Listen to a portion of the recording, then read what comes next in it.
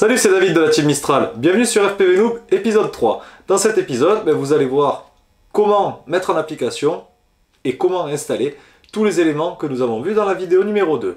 N'attendons plus, accueillons le noob. Chris. Salut, c'est Chris. Mais t'es pas Chris, c'est qui? Salut. Il se passe des trucs bizarres par ici. Ça va? Ouais, c'est moi, qu'est-ce qui se passe? Je sais pas, il y a 10 secondes t'étais blanc, avec ta barbe. Plutôt beau gosse d'ailleurs. Non, je crois pas, non.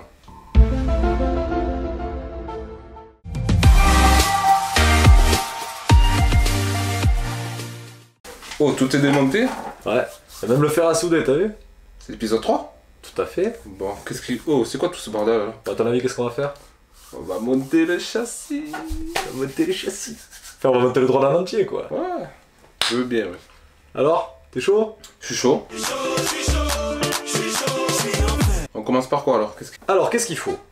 On va faire un petit résumé de ce dont vous avez besoin. Pour monter une machine de A à Z, il vous faut le fer à souder. Parce que sans fer à souder, il n'y a pas de soudure. Donc sans fer à souder, tu soudes pas, tu le montes pas. Voilà, il y a des machines qui existent en plug and play, entre guillemets, surtout du côté de Team Black Sheep, sur lesquelles il y a des fiches qu'il suffit d'emboîter, etc. Mais leurs dimensions, souvent, enfin pas leurs dimensions, mais la dimension des fils sont souvent très longues, et tu te retrouves sur un petit châssis à avoir du câble, à plus savoir quoi en faire. L'intérêt du fer à souder, c'est de pouvoir couper les câbles où tu veux, et de les souder où tu veux. Donc, ce qu'on va faire en priorité, c'est installer la plaque de distribution, parce que ça va être sur cette plaque-là que tous les éléments vont venir se raccorder, donc tous les contrôleurs, etc. Oui. Alors voilà, c'est parti.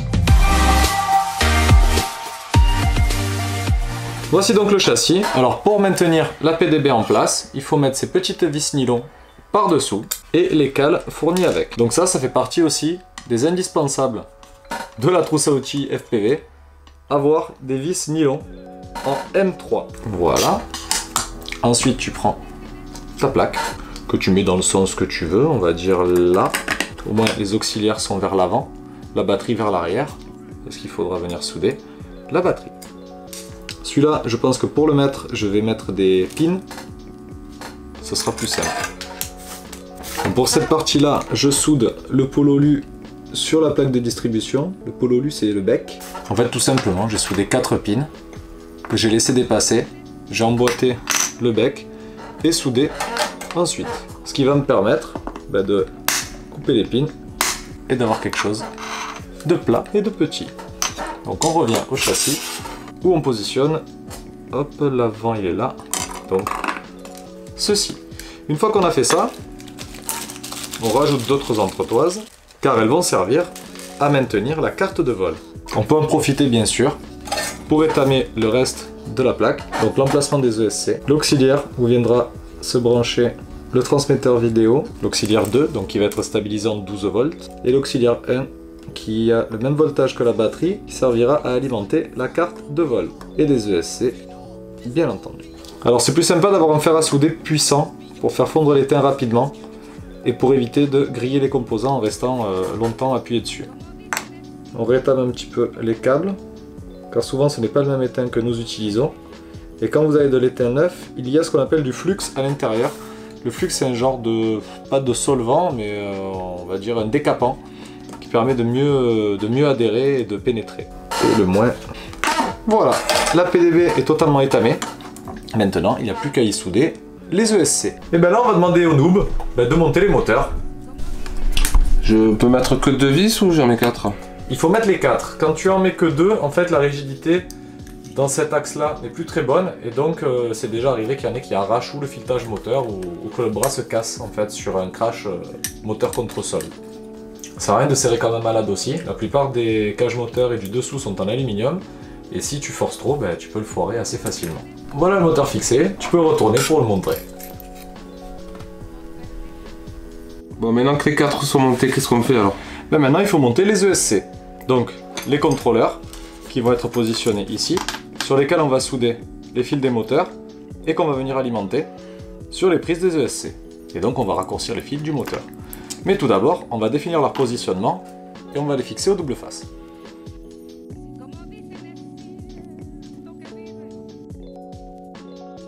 Sur ces ESC, tu vois qu'en fait, il y a de la gaine sur tout le ESC sauf sur les 3 bornes ici. Ce qui serait bien, c'est de mettre un autre bout de gaine pour pouvoir protéger là où tu vas souder. Ça évite, admettons, si tu rentres, si tu touches quelque chose d'humide, genre une herbe humide ou quelque chose, de faire un court-circuit. Ça serait dommage de le griller pour rien. Donc tu prends de la gaine thermorétractable, de la bonne dimension, et tu coupes. Tu peux très bien mettre aussi du scotch d'électricien, ça protège tout aussi bien. Mais bon, la gaine thermorétractable, je trouve ça plus sympa. Tu la prends, tu fais passer le SC dedans, et donc tu définis le positionnement, on va dire, ici, il est très bien. Donc tu coupes les fils du moteur à ce niveau-là.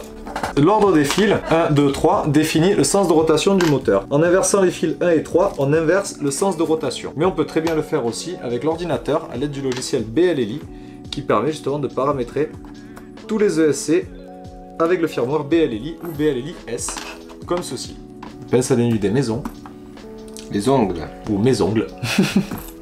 Voilà, là tu fais comme sur toutes les pièces qu'il faut souder. Tu nettoies la panne de ton fer à souder. Tu étames les câbles. En général, au bout de 2 câbles, je nettoie ma panne parce qu'il y a de l'étain qui s'accumule. Et comme je disais tout à l'heure, l'étain sans flux, ça a une mauvaise adhérence comparé à l'étain normal. Donc là, on va mettre de l'étain sur l'épaule ou sur les bornes plutôt de l'ESC. Alors si vous voulez pas galérer avec le logiciel BLLI ou que vous voulez voler directement, tu soudes donc des moteurs en sens 1, 2, 3 et les autres en sens 3, 2, 1. Et tu soudes ensemble. Une fois qu'ils sont soudés, ta gaine thermo et un briquet. Voilà, un coup de briquet d'un côté et de l'autre. Un petit peu à l'envers. Hop, la gaine s'est rétractée, ça protège, nickel. On défait le double face et on vient coller le SC. On met le fil de côté et donc il faut l'alimentation. Pour l'alimentation, on fait passer le max de câbles à l'intérieur. Comme ça, on n'aura pas de problème par la suite. Toujours le même système, à raccourcir un max les câbles, les dénuder avant de les souder. Un montage à blanc peut être utile, par exemple pour remarquer qu'ici, il y a cette pièce-là suivie d'une entretoise. Donc il faut en tenir compte, bien entendu, dans la longueur du câble. Qu'on se retrouve pas avec un câble trop court. Ah, là ça a plus de gueule, là. Ça y est, c'est fini? Eh ben non, quand même, sinon ça serait pas marrant. Là, en fait, ce que j'ai fait, j'ai soudé donc les ESC sur la plaque de distribution. J'ai soudé aussi une prise auxiliaire qui va me permettre de brancher le transmetteur vidéo par la suite. Et comme ça, si jamais je veux le changer, que j'ai un problème, s'il grille ou autre, je peux le remplacer, hop, juste en débranchant cette fiche-là. Maintenant, il reste donc les câbles, qu'on appelle les câbles, le câble signal, donc des câbles des signaux, qui doivent se raccorder à la carte de vol. Donc, maintenant que tout ça est réglé, il ne reste plus qu'à souder la ligne de la carte de vol et mettre la carte dessus. Alors ces fils sont ceux qui font communiquer les ESC avec la carte de vol. La carte de vol, j'ai choisi une KISS, c'est la carte de vol développée par Flyduino, qui est la plus simple à configurer. Voilà, d'origine, on va dire que sans trop de paramètres sur l'ordinateur, ça fonctionne déjà très bien.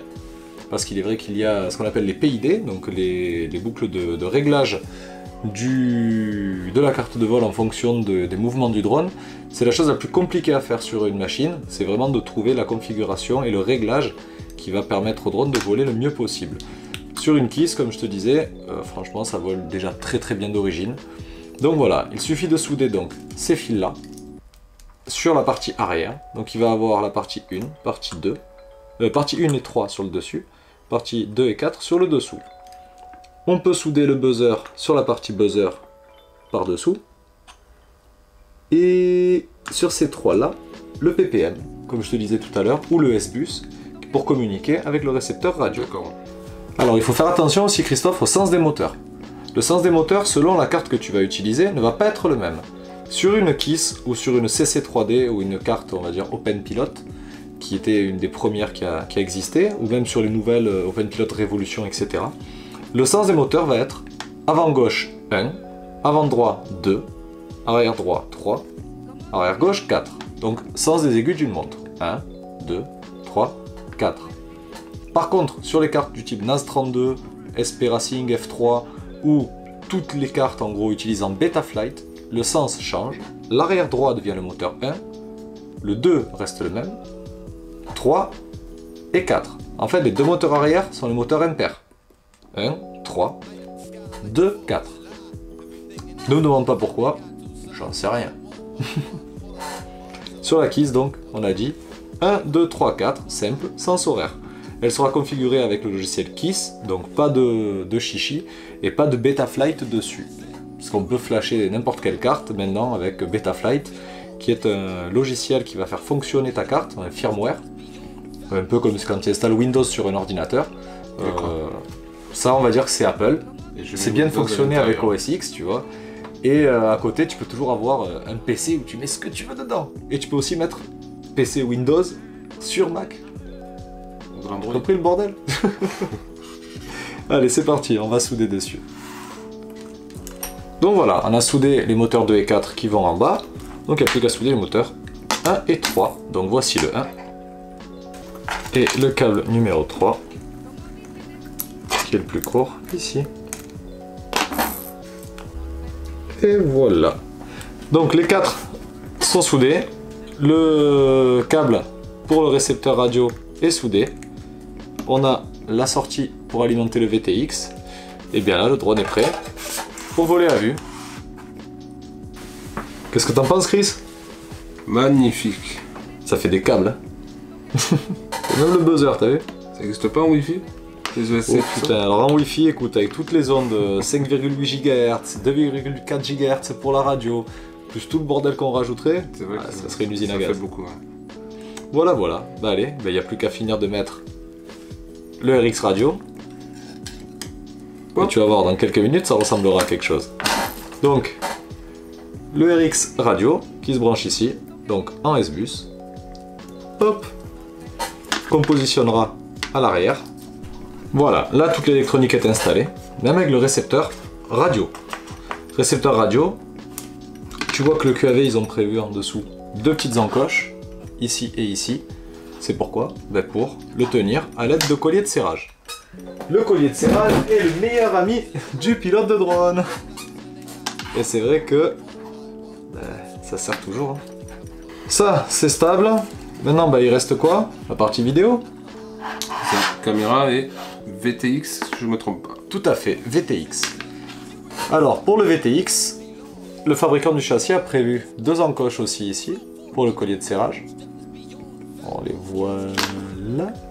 Ici et ici pour le maintenir, ici pour maintenir même l'antenne.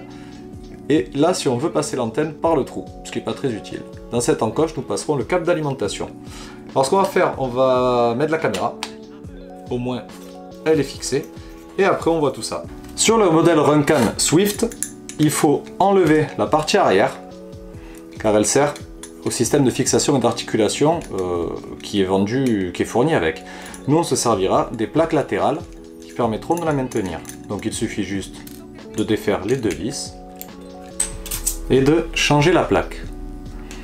Il y a 2 fiches de connectiques, une qui sert pour la vidéo et l'alimentation, donc il y a un plus, 5 volts, un moins, ainsi que le signal vidéo. Sur l'autre, c'est un plus et un moins OSD, qui permet avec le petit joystick de paramétrer l'image, et même de mettre votre nom si vous voulez sur la caméra. Petite astuce sur les Runcam, il y a eu quelques soucis sur les premières, avec ce composant là qui est un quartz. Le plus simple est de prendre de la colle chaude, et d'en mettre à côté, pour ne pas qu'il se débranche. On enfonce un petit peu plus, parce qu'avec la colle ça fait de la surépaisseur, et au moins les composants ne bougeront vraiment pas. On remet la trappe arrière sans charnière, et on revisse. La cam est prête, elle va tenir entre les 2 plaques latérales, à l'aide de 2 vis. Alors j'utilise moi des petits silent blocks, que je mets ici, et qui permettent à la caméra d'un peu moins bouger. Ici, entre les 2 entretoises. L'avantage de ces supports, c'est qu'ils permettent de régler l'angle de la caméra. Le câble de la cam est un peu long, mais c'est pas grave. Vous avez donc l'alimentation, plus et moins, ainsi que la vidéo, qui sera raccordée au VTX. On a de la place pour travailler, c'est assez agréable. Donc il n'y a vraiment rien à dire. Le VTX là, par exemple, j'ai raccourci les fils, parce que c'est vrai qu'ils sont super longs d'origine. Donc une partie vient se raccorder là. Alimentation, plus moins. Hop. Et le moins qui est le signal vidéo. Pas le moins, le jaune, pardon, qui est le signal vidéo. Voilà, là la vidéo elle passe et la caméra est alimentée. On range les câbles derrière la caméra. Ils sont tout propres. Et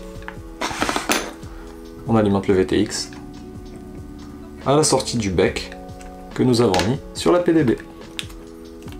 Il est alimenté. Tout est fonctionnel. Maintenant il ne reste plus qu'à remonter le châssis complet. Donc la plaque supérieure. C'est une autre gueule que tout à l'heure. Hein. Avec là, ça n'a rien à voir. C'est magnifique. On peut tout défaire et recommencer. Bien sûr, mais pas maintenant.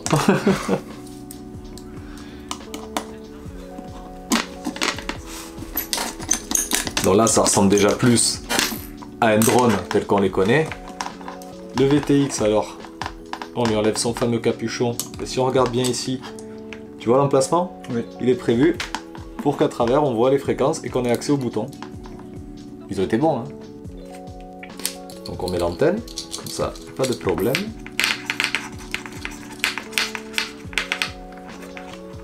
Hop, on le positionne par ici.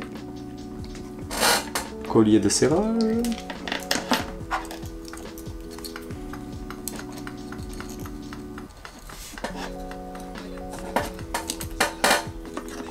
Alors ce qui arrive régulièrement, c'est de te rendre compte que tu as fait une connerie, tu sais, mais quand tu as tout monté. Alors comme là, où je me rends compte que j'ai fait passer le buzzer sur le côté.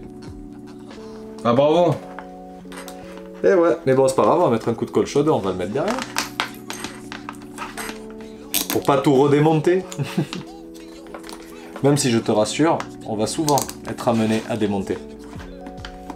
Parce que l'FPV Racing, c'est du vol à basse altitude, ou du freestyle à haute altitude, mais dans tous les cas, tout ce qui monte finit par redescendre, la fameuse loi de la gravité, et automatiquement, ben, on va cracher tôt ou tard. Et quand tu craches, et ben, quand tu casses une pièce, il faut réparer.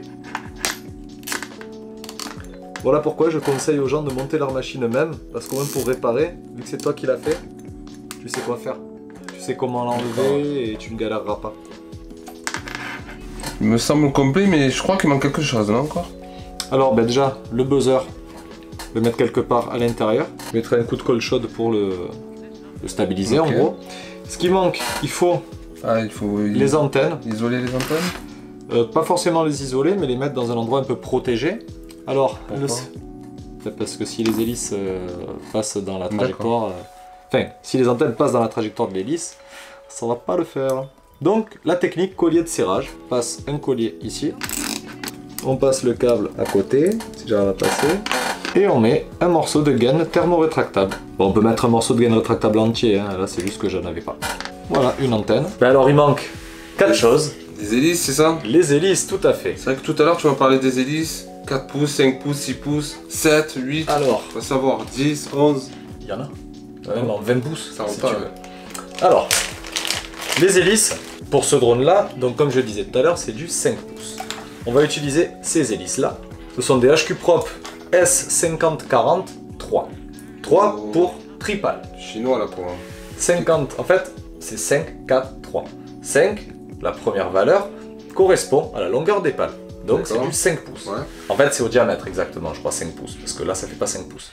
Donc 5 pouces va être le diamètre de l'hélice. 4 va être le pas.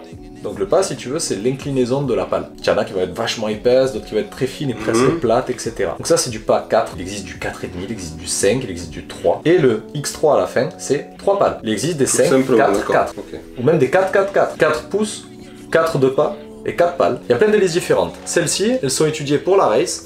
Elles sont un petit peu différentes des 5-4 ou 50-40 normales en tripale. D'accord. Donc moi j'aime beaucoup celles-ci. Surtout pour la course, elles sont plus fluides, plus sympas, on va dire plus souples, alors que les autres sont plus incisives, plus on va dire pour un vol freestyle. Voilà, donc il y a un sens à respecter. L'hélice du moteur en haut à gauche et en bas à droite, c'est une hélice qui va tourner dans le sens horaire. Donc il faut qu'elle pousse comme ça, qu'elle tourne dans le sens des aiguilles d'une montre. Les deux autres, donc moteur avant droit et arrière gauche, vont tourner dans le sens anti-horaire.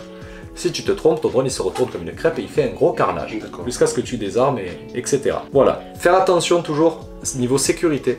Donc faire attention à tout ce qui est branchement. Ne pas allumer un drone comme ça devant vous sur une table. Ne pas le brancher à l'ordinateur si les hélices sont dessus. Voilà. Être le plus prudent possible. Faire tous les réglages possibles en enlevant les hélices. Sans hélices, ouais. Et après, vous pourrez aller voler et vous éclater. Donc celui-ci, le Lumeinier, a un petit bout là, de néoprène qui va servir en fait pour la batterie. Le petit bout de néoprène va éviter que la batterie dérape. Donc il y a le strap aussi pour maintenir. On met la batterie ici. On cale le connecteur pour l'équilibrage avec. On peut le caler correctement, c'est mieux. Alors on peut mettre du velcro si on veut à la place du néoprène, mais bon, ça marche très bien. L'intérêt de ce châssis aussi, tu as vu qu'il y a de la place devant avec des encoches. En fait, c'est pour pouvoir placer ta caméra, du genre GoPro ou autre chose, sur l'avant. Faut 2 caméras? Alors, il y a la caméra qui filme en direct, sans latence, et après, si tu veux filmer tes vols et que ça soit beau à voir, tu mets une caméra HD, du genre caméra GoPro ou Xiaomi ou ce que tu veux. Voilà. Il n'y a plus qu'à aller voler. Les pipes que j'ai entendues, c'est quoi? Les bips, s'ils sont synchronisés, ça veut dire que tes C sont synchronisés. Donc ils vont marcher parfaitement. D'accord. Attention. Ils chantent tous en même temps, à l'unisson, comme un orchestre symphonique. Et ça fait de ce drone, ben écoute, il reste plus qu'une petite configuration à faire sur l'ordinateur et il n'y a plus qu'à voler. Mais tu sais quoi? J'ai une petite idée. Fais voir. Où il est passé? Et voilà, nous voici dehors pour faire le test du QAV Noob, donc ce petit QAV 210 que nous avons monté ensemble. Je suis parti sans Christophe, je suis un enfoiré, mais au moins ça va permettre de voir si déjà il est bien réglé d'origine. Ben, je sais pas où je suis, on va voir. C'est stylé. Ah ouais, c'est stylé.